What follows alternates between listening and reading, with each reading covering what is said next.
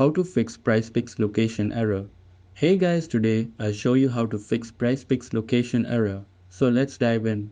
So before doing anything else, head over to the App Store or Play Store and make sure you've updated the app to the latest version available.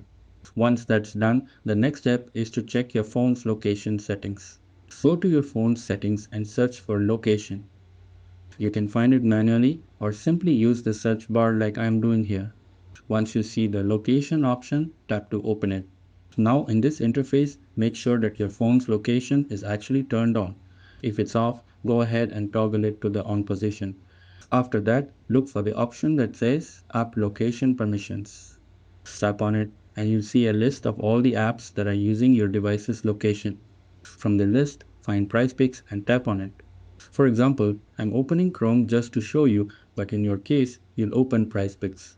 Now make sure the permission is set to allow only while using the app. This setting ensures that PrizePicks can accurately detect your location when you're using it.